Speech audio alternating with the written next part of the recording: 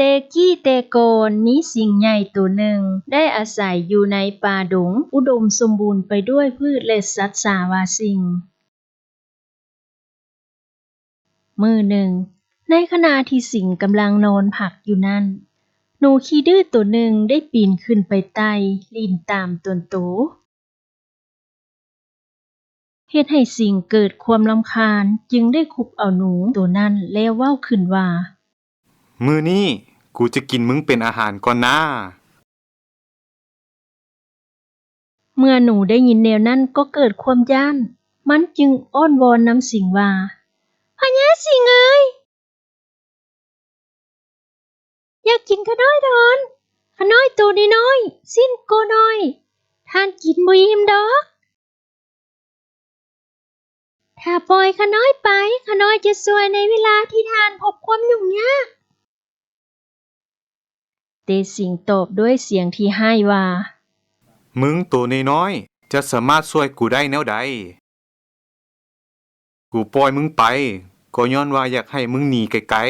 ๆบ่ต้องกลับมาให้กูเห็นหน้ามึงอีกกูบ่หวังความช่วยเหลือนำมึงดอกเว้าแล้วสิงห์ก็ปล่อยหนูไปหลายมื้อต่อมาในขณะที่สิงห์ออกไปหากินนั้นบังเอิญสิงห์ได้ไปถึกแห้วของนายพราน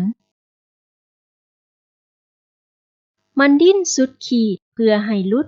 แต่แห่งดิ้นเท่าใดก็ยิ่งเฮ็ดให้สายแห้วหัดมันเน่นเข้า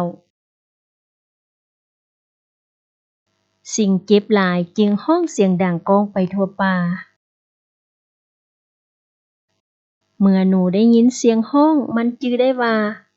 นั่นเป็นเสียงของสิงห์ที่ได้ปล่อยตัวเองแล้วก็รีบแล่นไปหาทันทีแล้วเว้าขึ้นว่าสิงห์เอ๋ยข้อยจะช่วยเจ้าออกจากแห้วเองสิงห์ตอบว่าเจ้าตัวน้อยๆจะช่วยข้อยได้แนวใดหนูได้ยินแนวนั้นก็บ่รอช้ามันเลยกัดสายแห้วทันทีอีกบ่ดนต่อมาสายแห้วก็ขาดสิงห์หลุดจากแห้วด้วยความปลอดภัยพอหลุดออกจากแห้วสิงห์รู้สึกต่อกับคำที่ได้ดูถูกหนูจึงฟ้าวกล่าวคำขอโทษและขอบใจนับแต่นั้นมาสิงห์ก็รู้สึกว่า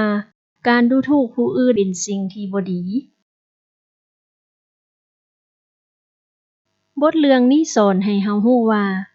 รูปร่างหรือขนาดบ่ได้บ่งบอกถึงความเข้มแข็งสิ่งที่น้อยๆก็สามารถเข้มแข็งได้สิ่งที่ใหญ่ๆก็สามารถอ่อนแอได้ความเข้มแข็งและความสามารถมีหลายรูปแบบที่แตกต่างกัน